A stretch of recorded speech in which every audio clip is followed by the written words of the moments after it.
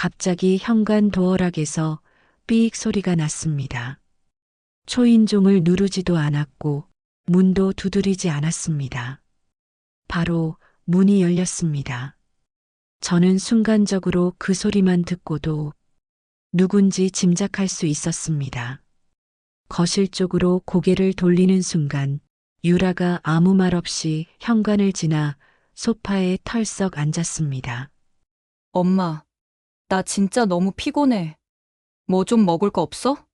그 말을 하며 유라는 신발도 제대로 벗지 않고 가방을 소파에 툭 던졌습니다.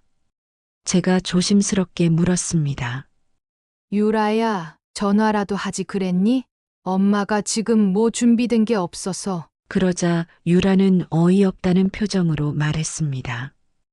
엄마, 나 엄마 딸이야. 딸이 집에 와서 밥 좀 달라는 게 뭐 어때서? 그 말에 저는 아무 말도 못하고 잠시 입을 다물었습니다. 딸이 밥 먹겠다고 찾아온 게 말로는 그렇게 간단한 일이지만 그때 제 마음속에 밀려들던 감정은 간단하지 않았습니다. 전화를 했더라면, 잠깐이라도 준비할 시간을 줬더라면 그럼 달랐을지도 모르겠습니다. 하지만 유라는 그렇게 한 적이 단 한 번도 없었습니다. 항상 말도 없이 찾아와 당연하다는 듯 밥을 찾고 당연하다는 듯 발 뻗고 쉬고 갔습니다. 그러던 어느 날엔 제가 두통이 심해서 조용히 누워 있는데도 초인종도 안 누르고 들어와서는 이렇게 말했습니다. 엄마, 냉장고에 뭐 있지? 김치찌개 끓여줘. 먹고 갈게. 그날은 제가 미안하다고 말하며 해줄 수 없다고 했습니다. 그랬더니 유라는 뾰로통한 얼굴로 이런 말까지 했습니다. 요즘 엄마 왜 이래? 예전엔 내가 뭐 달라고 하면 다 해줬잖아. 딸이 이렇게 힘들게 왔는데 그냥 쉬게 해주면 안 돼? 그 말을 듣고 제가 어떤 표정을 지어야 했는지 지금도 떠오릅니다. 그저 웃기만 해야 했는지 아니면 분명히 불편하다고 말해야 했는지 그때는 아무 말도 하지 못했습니다. 그러다 시간이 조금 더 흐르고 이번에는 아들 재우와 며느리 지민이 그 짓을 했습니다. 저녁을 먹고 설거지를 마치고 이제 막 소파에 앉아 쉬려는 순간이었습니다. 도어락 소리가 또 울렸고 잠시 후 현관문이 열렸습니다. 며느리가 주원이의 가방을 들고 문을 열며 말했습니다. 어머니, 잠깐만 좀 맡아주세요. 급한 약속이 있어서요. 금방 끝나요. 진짜 금방 올게요. 그리고는 인사도 제대로 하지 않고 애만 맡기고 쌩 나가버렸습니다. 제가 묻지도 못하고 눈만 깜빡거리고 있는 사이 남편이 말했습니다. 이젠 진짜 못하겠다. 우리 뭐 보육원이야? 그날도 밥 먹이고 씻기고 간식 챙기고 재워놓을 때가 되니까 밤 9시가 넘었습니다. 그런데 며느리는 10시가 넘어도 11시가 돼도 오질 않았습니다.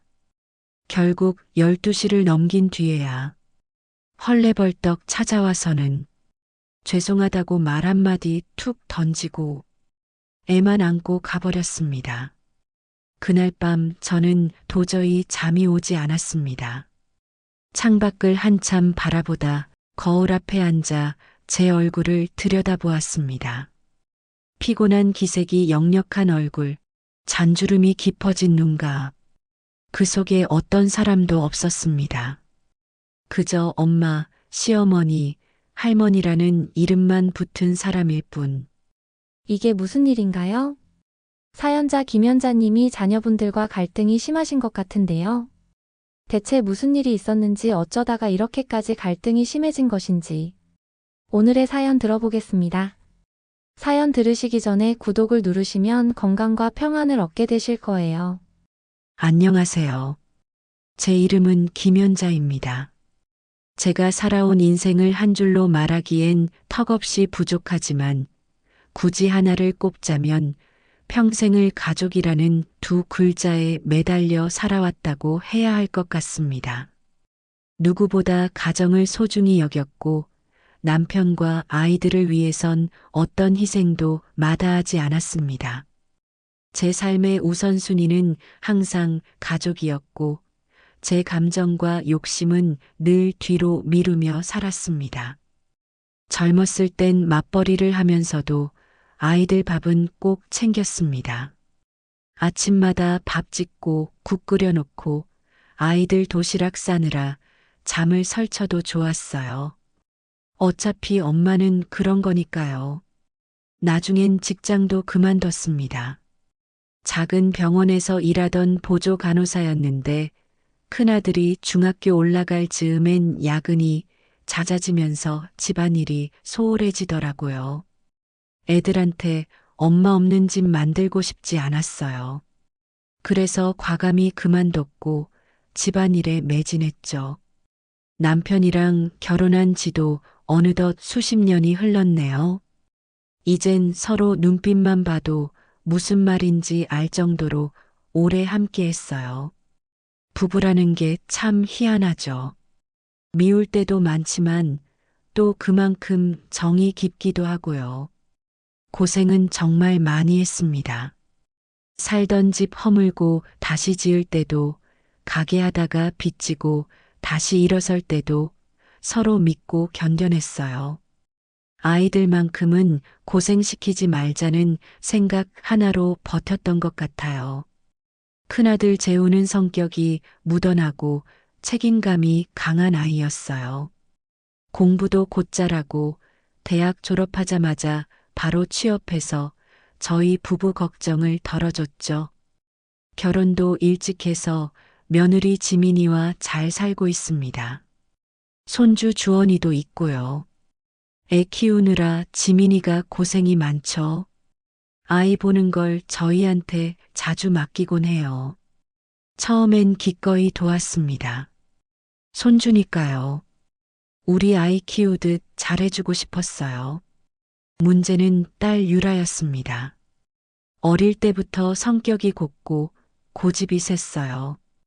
똑똑하긴 했는데 마음을 여는데 시간이 많이 걸리는 아이였죠. 대학을 지방으로 가더니 집엔 명절이나 겨우 들어오고 졸업하자마자 취직해서는 아예 자취를 했습니다. 그러다 결혼을 했는데 결혼 생활이 순탄치 않더군요. 싸우고 나면 늘 우리 집으로 와서 하소연을 했습니다. 처음엔 그게 안쓰러웠어요. 그러다 보니 집이 어느새 유라의 피난처가 되어 있더라고요. 남편이랑 한바탕 하고 짐 싸서 오고 며칠 머물다가 조용히 나가고 반복이었죠. 제가 그때까지만 해도 그런 걸 참는 게 가족의 도리라고 생각했나 봐요. 아이들이 힘들다니까 나름대로 위로라도 되면 좋겠다 싶어 불평 하나 없이 받아줬습니다. 하지만 어느 순간부터 집이 온전한 제 공간이 아니게 느껴졌습니다.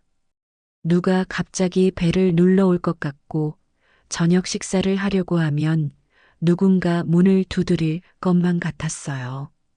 밥을 차리면서도 누가 또 올까봐 2배로 차리게 되고 한밤중에 며느리가 전화해서 애 좀 맡아달라면 거절도 못하고 얼른 잠옷만 입고 기다렸습니다. 편한 내 집이 점점 편하지 않아졌습니다. 남편도 말은 안 했지만 많이 피곤했을 겁니다. 성격이 직설적인 사람은 아니지만 간혹 신문보다 말고 한숨을 쉬곤 했어요. 밥 먹다 말고 창밖을 보며 헛웃음 지을 때도 있었죠. 제가 모를 리가 없었습니다. 그런데도 그동안 꾹 참고 있었던 이유는 단 하나였어요. 부모니까요. 그런데 말이에요. 부모도 사람입니다. 힘들면 쉬고 싶고 아프면 조용히 있고 싶어요. 남들도 다 그렇게 살아가잖아요. 그런데 우리는 왜 이렇게 계속 참아야만 하는 걸까요? 제가 만든 틀 안에 갇혀 있었던 거겠죠. 가족이라면 다 받아줘야 한다는 무조건적인 희생만이 사랑이라는 착각 속에요.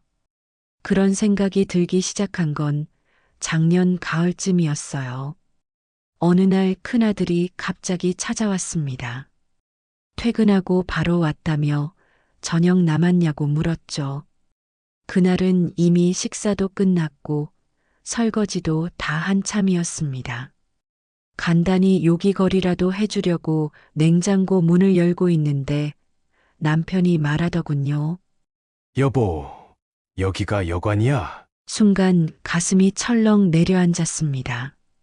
그 말 한마디에 뭐라 대꾸도 못하고 서 있었어요. 남편은 말했어요. 왜 하루가 멀다 하고 자식들이 이 집에 들락날락하냐고, 자기들 집에선 무슨 일이 있어도 해결하라며. 이 집은 대피소도 아니고 너희들 숙소도 아니라는 말에 재우는 아무 말도 하지 못했죠. 조용히 밥만 먹고 가겠다고는 했지만 속으로는 무슨 생각을 했을지 모릅니다.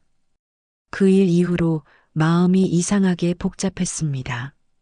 남편이 그렇게 말할 정도면 정말 우리가 너무 맞춰준 건 아닌가 싶더라고요. 그날 밤 잠이 오질 않아 휴대폰만 들여다봤습니다. 혹시 누가 또 연락했을까 싶어서요. 그게 버릇처럼 굳어져 있었나 봐요. 정말 너무 오래된 습관이었나 봐요. 아이들이 연락하면 반사적으로 밥 생각부터 하는 제 자신이 서글펐습니다. 그러면서도 한편으론 이상하게도 이대로 계속 살아야 하나 하는 생각이 들었습니다. 자식들 입장은 이해하지만 그들 사정만 생각하며 살아가는 인생이 과연 제 인생인가 싶은 거예요. 그렇게 조금씩 저라는 사람에 대해 다시 생각하기 시작했던 것 같습니다. 다음 날 아주 사소한 일이었지만 제 안에 쌓였던 감정이 터져 나올 계기가 생겼습니다. 바로 그날이 다음 이야기의 시작이 됩니다. 다음 날 아침 눈을 뜨자마자 들었던 생각은 단 하나였습니다. 오늘 하루는 조용히 보내고 싶다. 누구도 찾아오지 않고 누구의 전화도 받지 않는 하루. 그게 그렇게 큰 바람이 될 줄은 예전엔 몰랐습니다. 평생 가족이 오면 반가워서 밥부터 챙기던 제가 이젠 누군가 찾아올까봐 마음 졸이며 하루를 시작한다는 게 참 서글프기도 했습니다. 오전에는 남편이 장 보러 가자고 해서 동네 마트를 다녀왔습니다. 김치 담글 배추는 미리 주문해뒀고 당장은 반찬거리를 사러 갔죠. 요즘은 시장에 나가는 것도 부담이 됩니다. 누가 전화할까봐, 언제 또 오겠다고 말할까봐 그냥 휴대폰을 꺼두고 싶을 정도였으니까요. 장을 보고 집으로 돌아와 늦은 점심을 준비했습니다. 김치찌개에 계란말이 하나 조촐하지만 따뜻한 한 끼였죠. 남편은 식사 후 소파에 누워 신문을 들춰보다가 조용히 말하더군요. 여보, 요즘은 이런 게 좋네. 누가 들이닥칠까봐 긴장하는 것도 싫고, 이렇게 평온하게 앉아있는 시간이 참 아까워. 그 말에 저도 모르게 웃음이 났습니다. 그러게요. 여보, 우리도 이제 좀 쉬어야죠. 그렇게 잠시 여유로운 시간이 흘렀습니다. 차 한 잔 내려놓고 거실 창문을 활짝 열었더니 봄바람이 부드럽게 살결을 스치더군요. 꽃잎이 흩날리는 게 마치 오랜 기다림 끝에 받은 위로 같았습니다.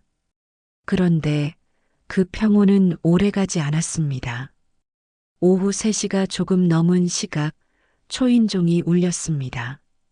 벨소리가 얼마나 크게 들리던지 순간적으로 심장이 덜컥 내려앉았습니다. 그때 직감했죠. 또 누군가 왔구나. 현관으로 조심스럽게 다가가 인터폰 화면을 켰습니다. 예상대로였습니다. 유라였습니다.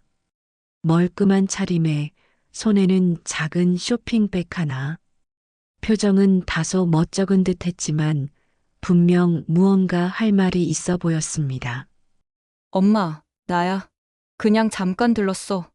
배를 누르며 말하는 모습이 평소와 같았기에 더더욱 제 입은 쉽게 떨어지지 않았습니다. 하지만 마음속에서는 단호하게 말하고 싶었습니다. 오늘만큼은 안 된다고, 조용히 있고 싶다고. 몇 초간의 침묵 끝에 조용히 인터폰 버튼을 눌렀습니다.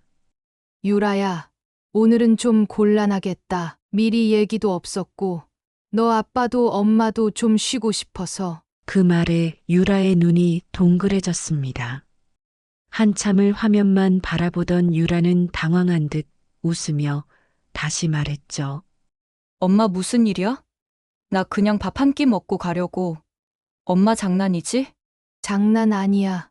엄마 오늘은 정말 좀 쉬고 싶어. 그러자 유라가 문 앞에 다가오며 손잡이를 잡고 돌렸습니다. 다행히도 문은 잠겨 있었고 유라는 문고리를 잡은 채 다시 말했죠. 엄마, 나 엄마 딸이야. 그럼 이런 식으로 문전박대 해도 되는 거야? 그 말을 듣는 순간 제 안에서 뭔가가 확 끊어졌습니다. 잠시도 쉬지 못하게 하는 그 무심함, 엄마니까 당연하다는 식의 말투, 그 모든 게 순식간에 터져 나왔습니다. 딸이면 더 예의 지켜야지. 가족이면 다 받아줘야 된다고 생각하지 마. 엄마도 사람이고, 엄마도 혼자만의 시간이 필요해. 오늘은 안 돼. 문 너머로 유라의 숨소리가 거칠어지는 게 느껴졌습니다. 그리고는 단호한 목소리가 들려왔습니다. 엄마 요즘 왜 이래? 예전엔 그냥 참고 다 받아줬잖아. 갑자기 왜 이렇게 바뀐 거야? 참고만 살기 싫어졌어. 엄마도 늙고, 이제는 남은 시간 아껴 쓰고 싶어. 그러니까 오늘은 그냥 돌아가. 문 너머로 조용한 침묵이 흘렀고 유라는 아무 말 없이 몇 초간 서 있었습니다. 그러다 다시 한번 벨을 눌렀습니다. 하지만 저는 그 벨소리에 반응하지 않았습니다. 이미 말했잖아요. 오늘은 안 된다고. 한참 후 조용해졌습니다. 현관문을 열고 나가보니 유라는 돌아간 뒤였습니다. 그 자리에 남은 건 마당을 스친 봄바람뿐이었죠. 집으로 들어와 거실에 앉았을 때 몸은 분명 쉬고 있었지만 마음은 편치 않았습니다. 그 아이 마음도 알지만 지금은 이게 필요하다는 걸 저는 너무나 잘 알고 있었습니다. 조금 뒤 남편이 장을 보고 돌아와 저를 바라보며 말했습니다. 무슨 일 있었어? 표정이 안 좋네. 유라 왔다가 그냥 돌아갔어. 오늘은 안 된다고 했어. 그 말을 들은 남편은 아무 말 없이 고개를 끄덕였습니다. 그리고는 저를 바라보며 말했죠. 잘했어. 이제는 그렇게 좀 해야지. 그래야 우리도 살지. 그날 이후 유라는 연락이 없었습니다. 아마도 상처를 받았겠죠. 하지만 제가 오늘 했던 말은 앞으로 해야 할 말들의 시작에 불과했습니다. 그리고 다음 이야기는 그날의 일이 어떻게 재우와 지민에게까지 번지게 되었는지를 보여주게 될 겁니다. 그들에게도 이제 같은 이야기를 해야 할 시점이 찾아왔으니까요. 며칠이 지났습니다. 유라가 그날 이후로 연락이 없었습니다. 처음엔 기분이 상해서 그러는 줄 알았는데 시간이 갈수록 조용한 그 공백이 오히려 제 마음을 더 무겁게 만들더군요. 하지만 억지로 먼저 연락할 생각은 들지 않았습니다. 왜냐고요? 제가 하고 싶은 말은 이미 충분히 했고 이젠 그 애도 스스로 생각할 시간이 필요할 거라고 믿었으니까요. 남편은 그동안 단 한마디도 유라 이야기를 꺼내지 않았습니다. 그저 신문을 넘기며 가끔 따뜻한 차를 내오던 제가 유라에게 미안해하는 표정만 지으면 조용히 말했죠. 지나친 배려가 서로를 망치는 법이야. 이제 시작인데 마음 약해지면 안 돼. 그 말에 저도 마음을 다잡았습니다.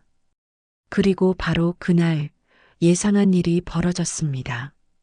식탁 위에 막 차려놓은 늦은 아침밥을 앞에 두고 앉았는데 휴대폰 벨이 울리더군요.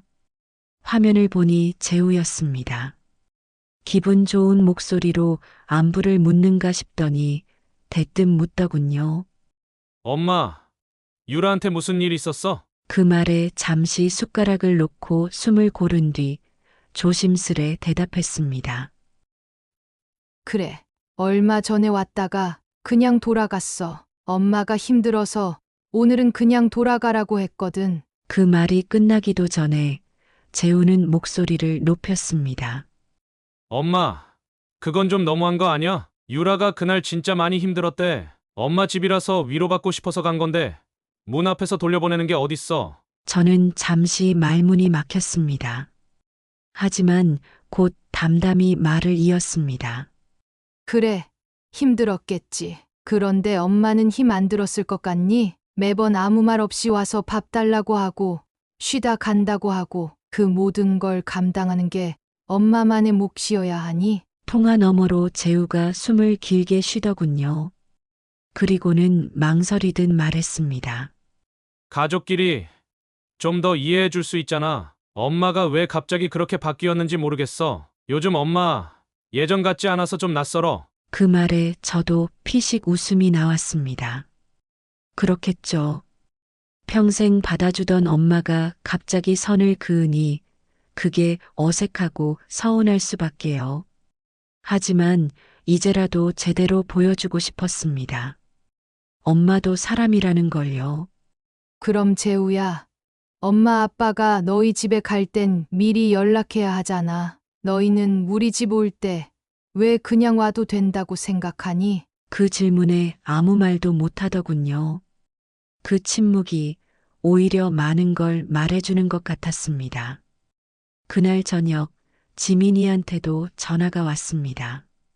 처음엔 다정하게 안부를 묻다가 점점 돌려 말하는 식으로 본론을 꺼내더군요.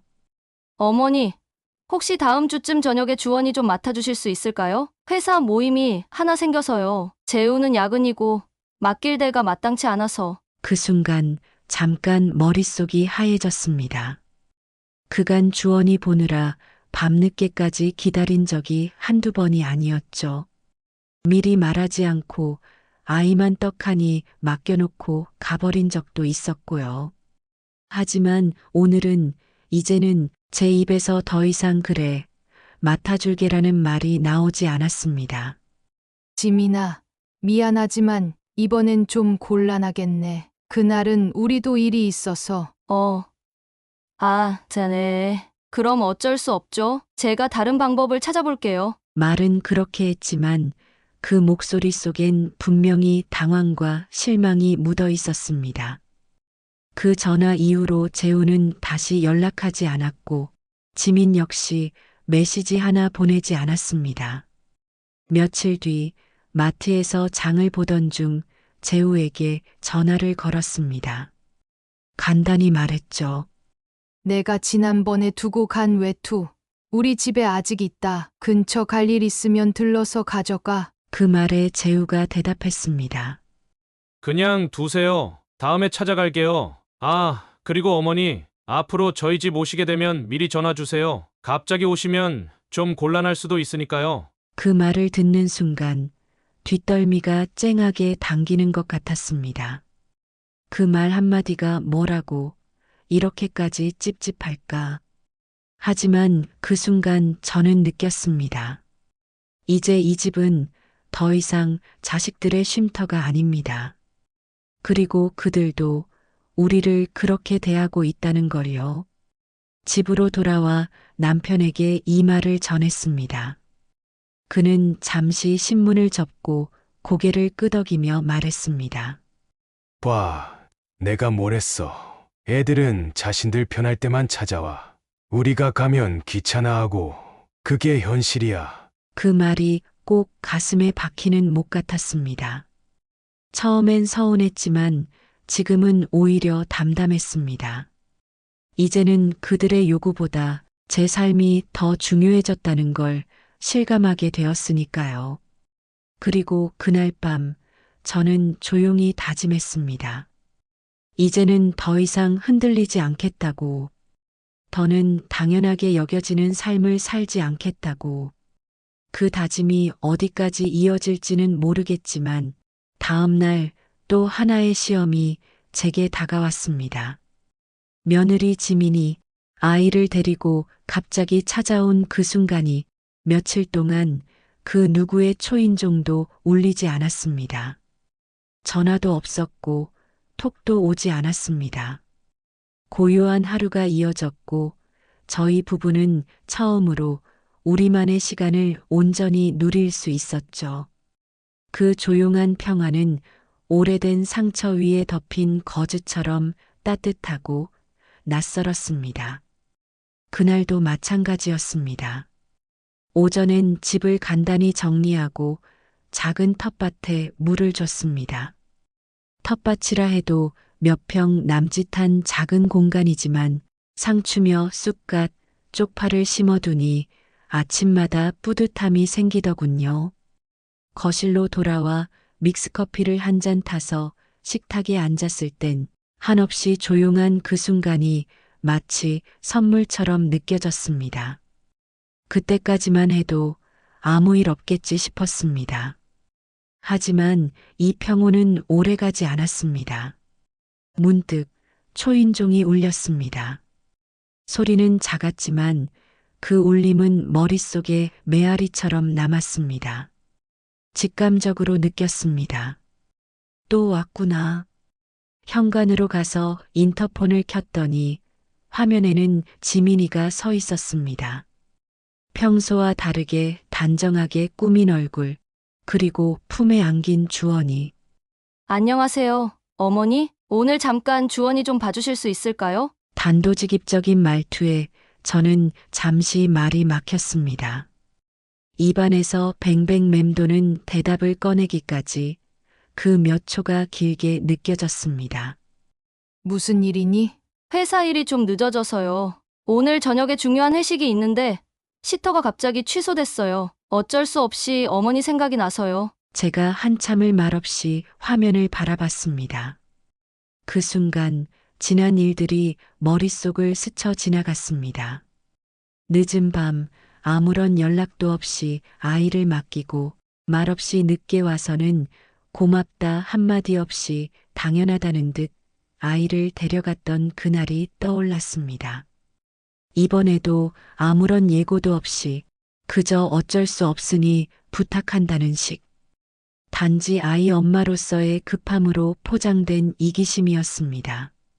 몇 시에 데리러 올 건데? 늦어도 10시 전에는 올 거예요. 절대 늦지 않게 올게요. 어머니, 부탁드릴게요. 그 말을 끝내기도 전에 지민은 이미 주원이 신발을 벗기고 현관 안으로 들이밀었습니다.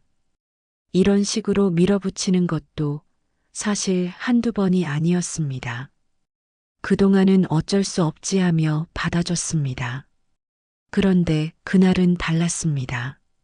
주원이의 눈망울이 저를 보며 반짝였고 작은 손으로 제 손을 잡는 그 느낌이 참 따뜻했습니다. 하지만 저는 한 발 물러섰습니다. 지민아, 오늘은 안 되겠다. 미리 말도 없었고, 우리도 약속이 있어. 지민은 당황한 얼굴로 저를 바라봤습니다. 주원이는 그 뜻을 알지 못하고 제 옆에서 고개를 갸웃거렸습니다. 어머니, 진짜로요? 오늘만 좀 부탁드리면 안 될까요? 아무 데도 맡길 데가 없어서요. 그 순간 제 마음이 요동쳤습니다. 하지만 흔들릴 순 없었습니다. 지민아, 우리도 나름의 사정이 있어. 아무리 급하다고 해도 갑자기 이렇게 찾아오는 건 너무 무례한 거야. 그 말에 지민은 입술을 지그시 다물었습니다. 그리고는 마지못해 아이를 품에 안으며 말했죠. 알겠습니다. 죄송해요. 어머니, 다음부턴 미리 말씀드릴게요. 하지만 그 말은 말뿐이었습니다. 아직도 지민의 눈빛엔 이해 못하겠다는 낯선 감정이 깔려 있었죠. 그날의 방문은 분명 지민에게도 깊은 인상을 남겼을 겁니다. 문이 닫히고 아이가 사라진 현관은 조용해졌습니다. 그 조용함이 더 무겁게 느껴졌습니다. 그리고 그 무거운 공기를 뚫고 남편이 말을 걸었습니다. 또 왔다 갔어? 응, 오늘은 안 된다고 했어. 주원이는 너무 안 됐지만 그래도 잘했어. 우리가 아이시터는 아니잖아. 아무리 손주라지만 매번 이렇게 되는 건 말이 안 되지. 그 말을 듣고 저는 고개를 끄덕였습니다. 마음 한구석이 시리긴 했지만 이젠 말하고 행동하지 않으면 바뀌는 게 없다는 걸 알게 됐거든요. 그날 밤 집안은 조용했습니다. 잠자리에 들며 생각했습니다. 오늘은 이겨냈구나. 이제 한 걸음 더 나아갔구나. 하지만 그 조용함도 오래가지 않았습니다. 며칠 뒤 결국 지민과의 갈등은 더 큰 파장을 일으키게 됩니다. 바로 그날 아이를 데려간 뒤 다시 전화 한 통 없던 지민이 예전에 이미 똑같이 맡겼다가 밤늦게 아이를 데리러 오지 않았던 겁니다. 그리고 그날 저는 처음으로 며느리에게 분명하게 말하게 됩니다. 손주가 잠든 시간까지도 오지 않았던 지민이와의 갈등입니다. 그날은 유독 몸이 피곤했습니다. 텃밭에 앉아 하루 종일 김장거리로 쓸 물을 다듬고 있었더니 허리도 뻐근했고 손끝도 얼얼했죠. 남편은 근처에 약속이 있다며 저녁 무렵에 나갔고 저는 간단히 저녁을 지어 혼자 먹고 있었습니다. 두부조림이랑 애호박볶음, 간장에 조기 한 마리. 별거 없었지만 혼자 먹는 밥도 이젠 제법 익숙해진 참이었습니다. 그때 초인종이 울렸습니다. 갑작스런 방문에 피곤했던 몸이 순간 움찔했지만 인터폰을 확인해 보니 이번엔 낯익은 얼굴이었습니다. 어머니, 저 지민이에요. 오늘 회사 회식이 있어서요. 재우는 아직도 야근 중이라 혹시 주원이 좀 맡아주실 수 있을까요? 전화를 받은 것도 아니고 인터폰 너머로 말하는 그녀의 얼굴은 어쩐지 급해 보였습니다. 저는 한숨을 삼켰습니다. 며칠 전 분명히 말했었죠. 이젠 이렇게 갑작스럽게 부탁하는 건 곤란하다고. 하지만 아이가 눈에 들어오니 마음이 또 흔들렸습니다. 지민아, 오늘은 좀 아닌데 부탁드릴게요. 어머니, 오늘 회식은 저도 빠질 수가 없어서요. 진짜 오늘만이에요. 저는 결국 마음을 접고 현관문을 열어주었습니다. 그 순간 이미 제 안에 무언가는 흔들리고 있었던 거죠. 하지만 아이 얼굴을 보는 순간 저는 또다시 그 조용한 무너짐을 감수하고 말았습니다. 주원아, 오늘은 우리랑 잘 지내보자. 할머니가 맛있는 간식 줄게. 주원이는 방긋 웃으며 두 팔을 벌렸고 그 작고 따뜻한 품에 저도 어느새 미소를 지었습니다. 지민은 연신 감사하다며 고개를 숙이고는 황급히 돌아갔습니다. 시계는 저녁 8시를 가리키고 있었습니다. 저는 주원이에게 간식을 챙겨주고 함께 놀아주고 목욕도 시켜서 깨끗한 옷으로 갈아입혔습니다. 책도 읽어주고 만화도 같이 보다 보니 시간이 금세 지나갔습니다. 그런데 시계는 어느덧 밤 10시를 지나가고 있었습니다. 약속한 시간. 그 누구에게도 전화 한 통 없었습니다. 저는 휴대폰을 확인했습니다. 알림도 없었고 메시지도 없었습니다. 전화를 걸었습니다. 신호음이 몇 번 울리고 나서야 지민이 전화를 받았습니다.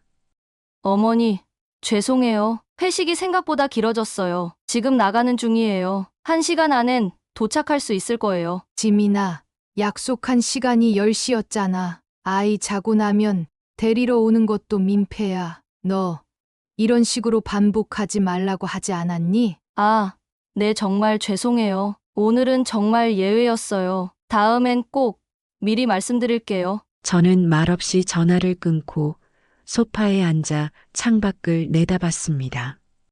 바람이 분 것도 아닌데 마음이 서늘했습니다. 그리고 다시 시계를 보니 11시 40분. 결국 주원이는 소파에 누워 잠이 들었습니다. 잠든 아이의 얼굴을 바라보는데 미안함과 분노가 한꺼번에 올라왔습니다. 이 아이는 아무 잘못도 없는데 왜 매번 이런 식으로 아무 예고 없이 맡겨졌다가 늦게 데려가지는 걸까? 그제야 현관문 초인종이 다시 울렸습니다. 문을 열었더니 지민이 서 있었습니다. 헐레벌떡 달려온 듯 숨이 가쁘고 얼굴엔 땀이 맺혀 있었습니다. 어머니, 정말 죄송해요. 생각보다 회식이 길어져서요. 제가 한 발자국 물러서서 문을 열어주지도 않은 채 말했습니다. 지민아, 앞으로 이런 식으로는 못 받아줄 거야. 우리가 너희 아이 돌보는 시터 아니야. 아이 맡기려면 사전에 약속하고 시간도 정확히 지켜야지. 지민은 말없이 고개를 숙였습니다. 아이 데리고 가. 자고는 있는데 깨우지 않으면 안 데려가는 줄 아는 모양이야. 오늘 이건 예외 아니야. 너희가 편하자고 우리 시간 뺏는 건 이제 안 받아줄 거니까. 지민은 아이를 안고 고개를 숙이며 말했습니다. 정말 죄송해요. 다음부턴 절대 이런 일 없게 할게요. 감사합니다. 어머니, 정말 감사해요. 저는 대꾸하지 않고 문을 닫았습니다. 남편은 거실에 앉아 있었고 저를 보며 말했습니다. 오늘도 잘 버텼네. 이제 더 이상 무너지면 안 돼. 그날 밤 저는 오래 잠들지 못했습니다. 지민의 말과 태도, 그리고 그간 제가 감당해온 수많은 당연함들, 그 모든 걸 하나하나 떠올리며 이제는 더 이상 그렇게 살지 않겠다고 다짐했습니다. 다음 날 저는 한 가지 결심을 했습니다. 이제 우리 집엔 예고 없는 방문은 없다는 걸 확실히 해야겠다고요. 다음 날 아침 거실에서 커튼을 걷자 햇살이 환하게 쏟아졌습니다. 마치 어젯밤에 불편했던 감정이 모두 씻겨 내려간 것처럼 상쾌한 바람이 창문 사이로 스며들었습니다. 하지만 제 가슴속은 아직도 정리되지 않은 감정들로 복잡했습니다. 늦은 밤까지 연락 없이 아이를 맡기고 겨우 한마디 사과로 모든 걸 퉁치려 했던 지민이의 태도, 그걸 너무도 익숙하게 여겨온 재우의 무심함. 한두 번의 일이 아니었기에 이제는 확실한 선을 긋지 않으면 안 되겠다는 결심이 단단해졌습니다. 거실 소파에 앉아 믹스커피를 홀짝이던 그때 문득 눈에 띄는 게 있었습니다. 현관문 옆에 붙어 있는 도어락. 벌써 10년은 된 오래된 번호키였죠. 아들, 딸이 다들 번호를 알고 있었고 그 번호를 누르고 들어오는 걸 아무렇지 않게 여겨왔습니다. 그래서였는지도 모릅니다. 여기는 언제든 와도 되는 집이라는 생각을 자식들 스스로 버리지 못했던 이유. 그걸 바꾸려면 이제 우리부터 바뀌어야 했습니다. 남편이 신문을 보고 있는 걸 확인한 뒤 저는 조용히 말했습니다. 여보, 나 오늘 도어락 바꾸려고 번호키 말고 지문 인식되는 걸로. 경호는 신문을 반쯤 접으며 제 얼굴을 바라봤습니다. 뭔가 눈치챈 듯 고개를 끄덕였죠. 드디어 마음 굳힌 거야? 응, 이제 더 이상 문 열어놓고 살 수 없어. 우리 삶도 우리 마음도 잠금 장치가 필요해. 경호는 아무 말 없이 일어나 거실 창문을 닫고는 책상 위에 있는 열쇠 수첩을 건네주었습니다. 그럼 지금 당장 부르지 그래. 내가 도와줄게. 그 말에 저는 휴대폰을 꺼내 근처 열쇠 가게에 전화를 걸었습니다. 사장님, 도어락 교체하려고 하는데요. 오늘 안에 가능할까요? 운이 좋았는지 오후 2시에 시간이 된다고 했습니다. 그렇게 순식간에 저희 부부의 결단은 실행에 옮겨졌습니다. 2시 조금 넘어 설치기사가 도착했고 묵직한 공구 상자를 들고 와서 도어락을 해체하기 시작했습니다. 문이 뚫리는 소리, 드릴 이 돌아가는 진동, 그 소리 하나하나가 마음속에 얽혀있던 끈들을 잘라내는 것 같았습니다. 기사님이 말했습니다. 이 모델은 최신형입니다. 지문 등록하시면 되는데 누구 걸 등록해드릴까요? 저와 남편이 동시에 손을 내밀었습니다. 서로의 손등을 바라보며 웃었습니다. 이제 이 집은 우리 둘만의 공간이라는 작은 약속 같은 느낌이었죠. 등록을 마친 뒤 기사님이 덧붙였습니다. 이제 번호키로는 못 들어옵니다. 지문이나 마스터 열쇠로만 가능하니 등록 안 된 사람은 못 들어와요. 그 말을 듣는 순간 마음이 시원하다는 느낌이 들었습니다. 이제는 누군가 멋대로 들어올 수 없다는 안정감. 예고 없이 초인종도 안 누르고 들이닥치던 그날들은 이제 끝이라는 확신. 남편은 설명서를 받아들고 한참을 들여다보았습니다. 그리고 피식 웃으며 말했죠. 이걸로 진짜 평화가 올까? 아니, 적어도 시작은 되겠지. 설치를 마치고 저는 기사님을 배웅한 뒤 문을 닫았습니다. 닫히는 문 너머에서 이전과는 확실히 달라진 무언가가 느껴졌습니다. 그날 밤 늦은 저녁이 되어서야 누군가 현관 앞에서 초인종을 눌렀습니다. 화면을 보니 유라였습니다. 표정은 반쯤 불안해 보였고 손에는 작은 종이백이 들려 있었습니다. 엄마, 나야.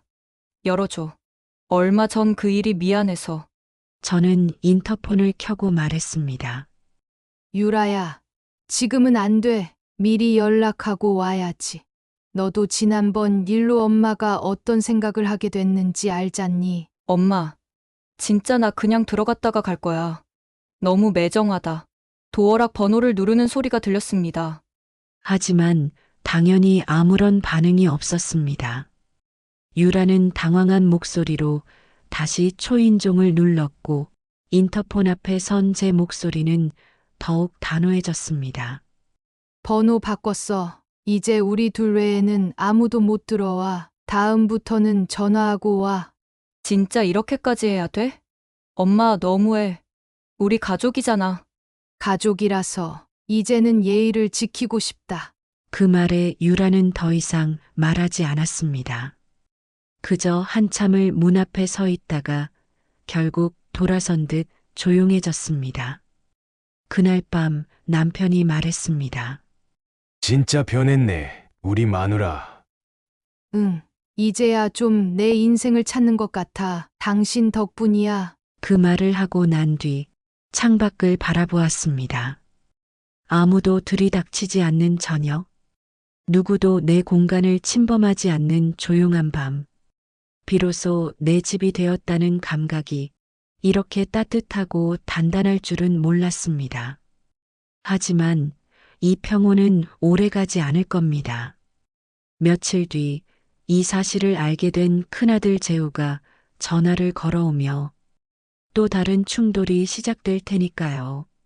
며칠 동안 거짓말처럼 평화로웠습니다. 초인종도 울리지 않았고 전화도 오지 않았습니다. 남편과 저는 이 평온한 시간을 만끽했습니다. 아무도 찾아오지 않는 주말, 서로를 바라보며 웃고 밥을 차리고 같이 텃밭을 정리하는 이 여유가 얼마나 소중한지 이제서야 깨닫는 기분이었습니다. 그러나 조용했던 그 평화는 그날 오후 갑작스러운 벨소리 하나로 깨졌습니다. 휴대폰 화면에는 재우라는 이름이 떴습니다.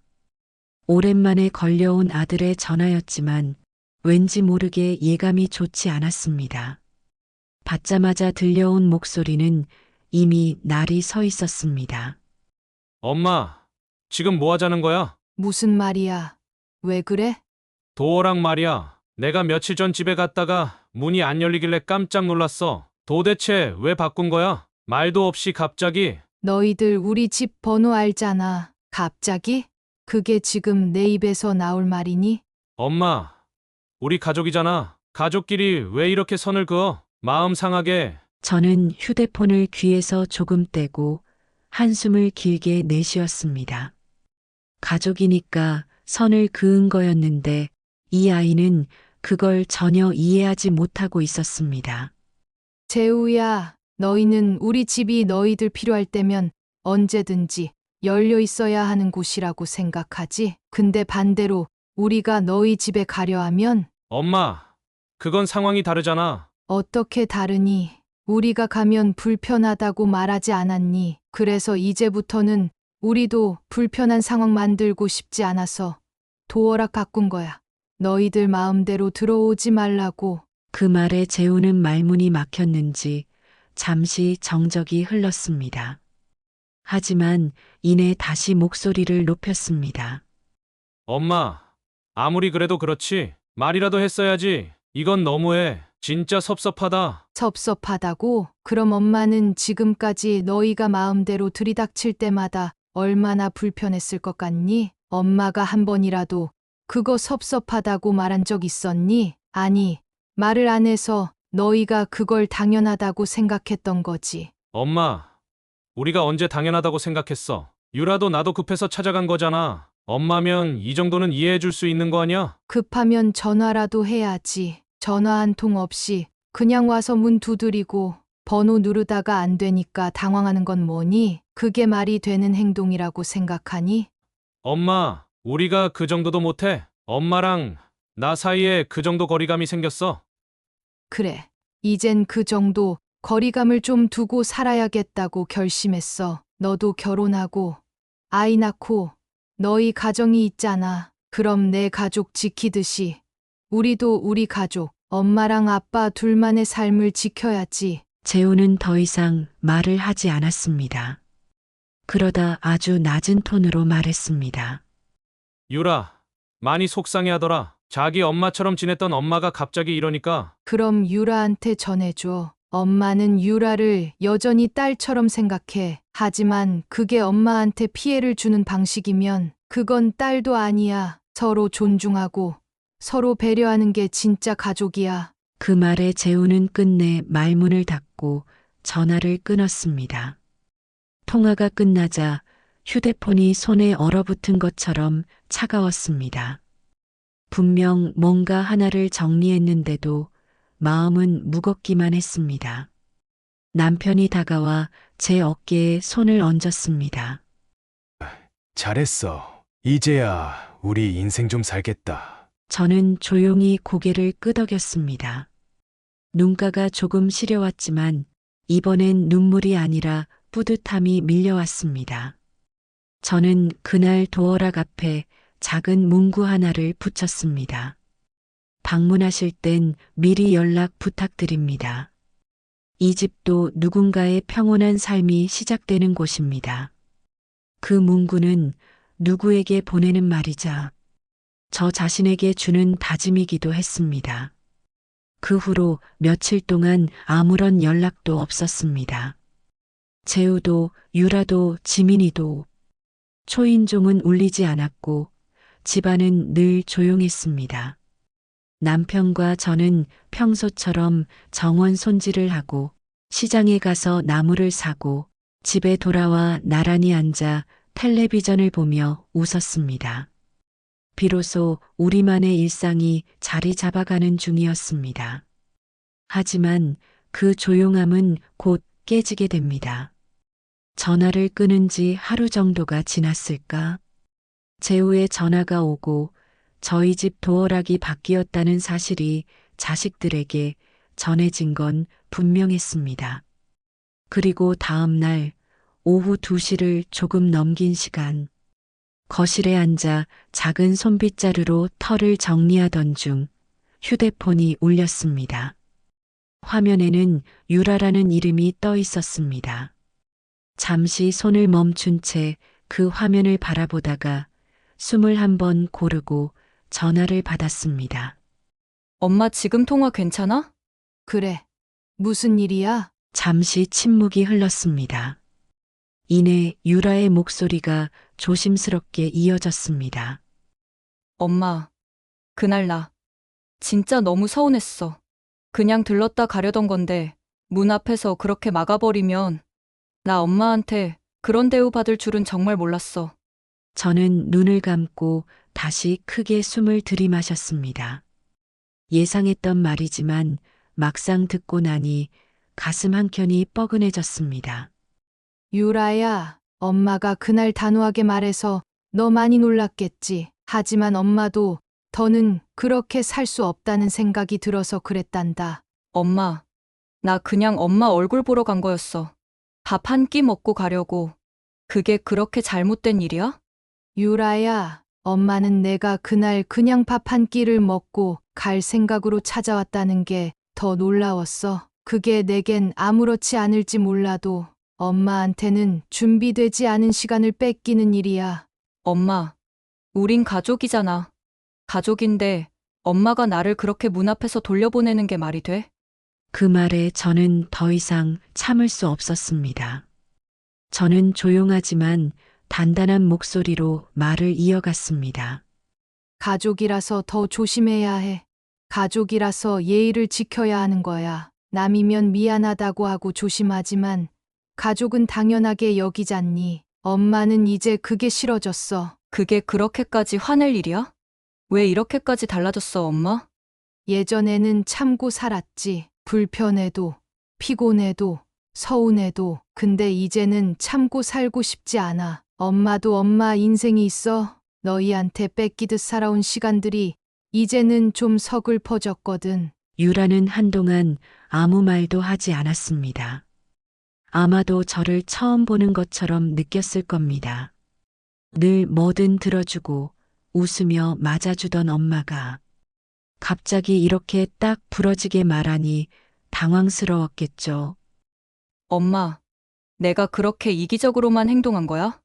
엄마는 너희가 다들 바쁘고 힘든 거 안다. 엄마도 한때는 그 나이였으니까. 그런데 왜 부모는 힘들다는 말을 해서는 안 되는 존재처럼 여겨져야 하니? 엄마가 쉬고 싶다는 말 한마디 하는 게 왜 이렇게 이상한 일이 된 거니? 미안해. 엄마 말 듣고 보니까 나 너무 당연하게 여겼던 것 같아. 그날도 그랬고. 이해해줬으면 좋겠다. 엄마도 너희 필요할 때마다 다 내어줬던 건 사랑해서였지. 그게 의무라서 한 건 아니야. 근데 이제는 엄마 자신을 좀 더 사랑해 보려고 해. 엄마, 앞으로는 미리 연락하고 갈게. 그리고 진짜 예전처럼은 안 할게. 엄마 마음 이해하려고 노력해 볼게. 그 말에 저는 눈을 감고 조용히 고개를 끄덕였습니다. 물론 아직 100% 믿는 건 아니었습니다. 하지만 이렇게라도 한번 마음을 내어준 것만으로도 예전과는 분명히 달라졌다는 신호라고 생각했습니다. 그래, 유라야. 너희도 이제 어른이니까 서로서로 조심하면서 살아보자. 그게 진짜 가족이야. 그 말을 끝으로 우리는 전화를 끊었습니다. 전화기 너머의 짧은 정적은 무언가 오래된 습관 하나를 내려놓은 듯한 안도감으로 바뀌었습니다. 남편이 부엌에서 나와 제 눈치를 살폈습니다. 유라였어. 응, 서운했다고 하더라. 그래도 조금은 알아듣는 눈치였어. 이제 진짜 달라질까? 글쎄, 그래도 이제는 엄마도 사람이라는 걸 그 애들 마음속에도 새겨졌으면 좋겠네. 그날 저녁 저는 된장국을 끓였습니다. 시원하게 우러난 다시마 국물에 호박을 듬뿍 넣고 두부를 크게 썰어 넣었습니다. 남편이 조용히 앉아 숟가락을 들며 말했습니다. 여보, 우리 오늘은 참 조용하고 좋다. 응, 이제 이런 날들이 많아졌으면 좋겠어. 더 이상 허락 없이 들이닥치는 날들은 없었으면 해. 그렇게 저녁을 먹고 설거지를 마친 뒤 소파에 앉아 문득 이런 생각이 들었습니다. 이제야 가족이 서로를 알아가는 것 같다고. 이제야 가족이 각자의 거리를 찾는 것 같다고. 며칠 동안 전화도 없고 초인종도 울리지 않는 조용한 시간이 이어졌습니다.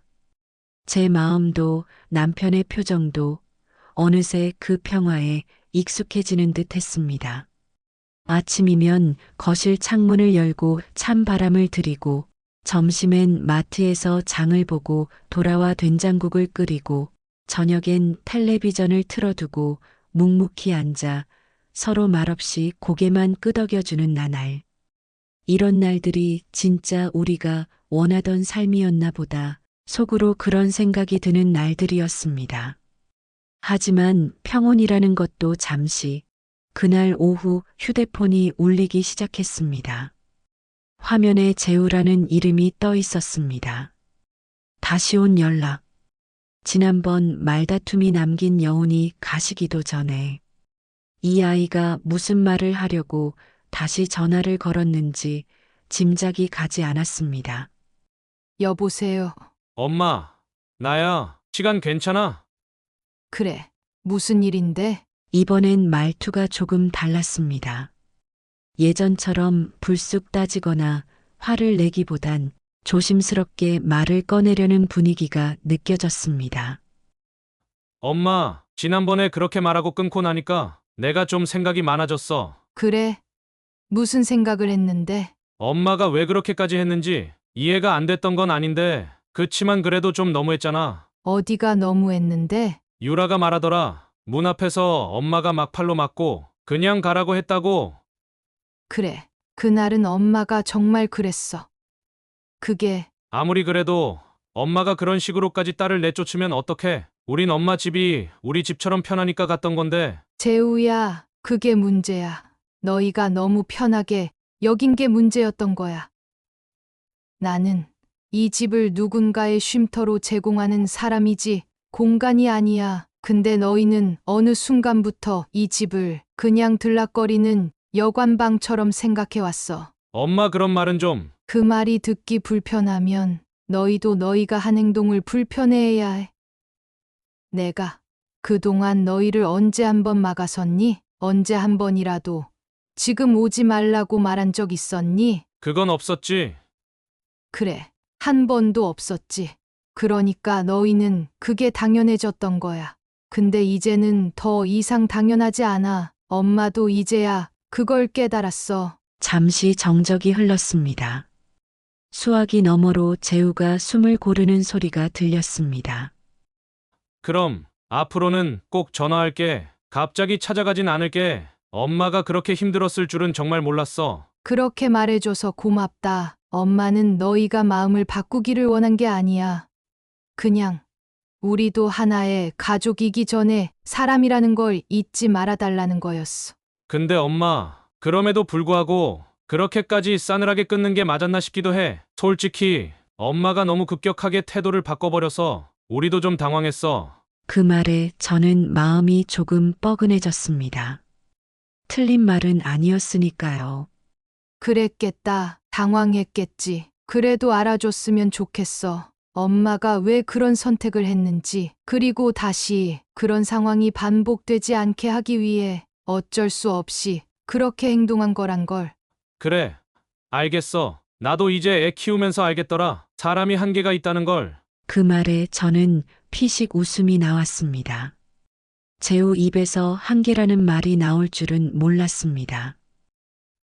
그래, 부모도 한계가 있는 사람이야. 무조건 참아주는 로봇이 아니야. 이제부터라도 서로 힘들 때 도와주는 건 좋지만 기본적인 예의와 배려는 지켜가면서 지내자. 응, 알겠어. 그리고 지난 일 미안했어. 앞으로는 안 그럴게. 유라도 말 다 해놨어. 전화하고 가자고. 그럼 됐다. 그걸로 충분하다. 전화를 끊고 나서 저는 소파에 앉아 깊게 숨을 들이마셨습니다. 무언가 조금 정리된 기분이었습니다. 마음 한 구석이 정리되는 느낌. 그게 얼마나 오랜만인지 모를 정도로 남편이 거실로 나와 묻습니다. 재우였어. 응. 뭐해? 앞으로는 조심하겠대. 전화하고 오겠다고. 정말. 응.